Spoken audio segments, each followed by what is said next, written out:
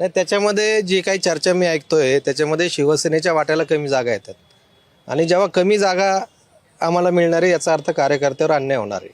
त्याच्यामुळे त्या कार्यकर्त्याला कुठंतरी संधी दिली पाहिजे. त्याच्यामुळे मी थांबण्याचा निर्णय घेतलेला आहे. मी ज्या जागेवर लढणार होतो ती जागा जर आम्हाला सुटली तर निश्चित तिथं एक कार्यकर्ता का होईना आमचा ॲडजस्ट होईल अशी माझी भावना आहे. पण हे करताना एक प्रभावी उमेदवार शिवसेनेतून जो विजयी होणार हे निश्चित असलं असं मानलं जात होतं. त्यांनी जर माघार घेतली तर मग इतर उमेदवार नाही, मी प्रभावी जरी असलो तर माझ्या प्रभावाचा उपयोग मी कार्यकर्त्याला निवडून आणण्यासाठी करणार आहे. का त्याच्या मागे आणखी काही कारण आहेत? नाही, कारण काहीच नाही आहे. कुठंतरी कार्यकर्त्याला न्याय दिला गेला पाहिजे. एकनाथ शिंदे साहेब नेहमी म्हणतात की खऱ्या अर्थानं आपल्या पक्षामध्ये कार्यकर्ता अतिशय महत्त्वाचा आहे आणि त्याच्यामुळे आता ही निवडणूक तशी बघायला गेलं तर कार्यकर्त्यांची आहे. आणि कार्यकर्ताच जर त्या निवडणुकीपासून वंचित राहत असेल तर कुठंतरी निर्णय घेतला गेला पाहिजे आणि तसा निर्णय मी घेतलेला आहे. या जागा वाटपामध्ये तुम्ही नाराज आहात हे जवळपास स्पष्ट दिसतंय, कारण तुमच्या तो चेहरा सांगतो आहे. आणि तुम्ही ज्यावेळेस शिवसेनेतून बाहेर पडणार होते त्यावेळेस तुम्हाला एकनाथ शिंदे यांची भेट झाल्यानंतर कमिटमेंट पण केली होती की तुम्हाला जवळपास 20 तुमचे उमेदवार या निवडणुकीमध्ये उतरता येतील. नाही, माझे म्हणून नाही, मी कार्यकर्त्यासाठी भांडत होतो आणि त्यावेळेसही मी एकनाथ शिंदे साहेबांना कार्यकर्त्याबद्दल बोललो होतो. मी अनेकदा सांगितलं, मी माझ्यासाठी तिकीट मागितलं नाही, मी माझ्यासाठी कोणती कमिटी मागितली नाही, महामंडळ मागितलं नाही, DPTCचा निधीसुद्धा मागितला नाही.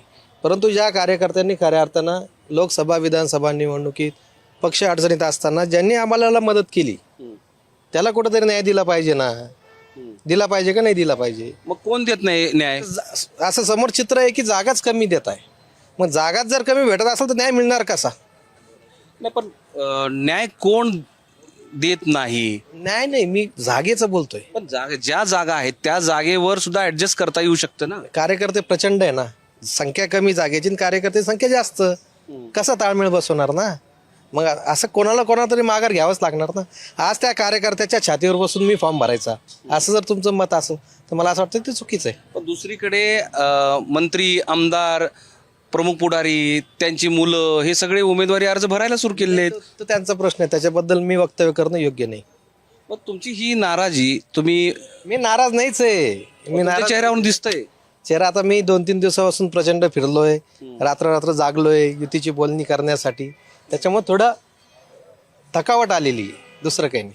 हा तुमच्यावर अन्याय म्हणायचा का? मग अन्याय नाहीच आहे, मी सांगतो काय, माझ्यावर अन्याय नाही आहे, परंतु कार्यकर्त्यावर अन्याय होऊ देणार नाही. कार्यकर्त्यांवर अन्याय झालाय म्हणून तुम्ही निवडणुकीत कार्यकर्त्यावर अन्याय म्हणजे ज्या जागा कमी पडताय ना, ज्या आम्हाला जागा सोडल्या जातात ना, त्याच्यामध्ये आमचे कार्यकर्ते ऍडजस्ट होणार नाही. आमचे 7 नगरसेवक आज जे स्टँडिंग नगरसेवक आहेत त्या 7 नगरसेवकाच्या जागा सोडल्या जातात. तर मग कुठंतरी कोणीतरी थांबावंच लागेल ना. म्हणून स्वतः जिल्हा प्रमुख राजेंद्र जंजाळ हे या निवडणुकीमध्ये थांबलेले आहेत. मोहम्मद इरफानचा माधव सावरगावे, साम TV, छत्रपती संभाजीनगर.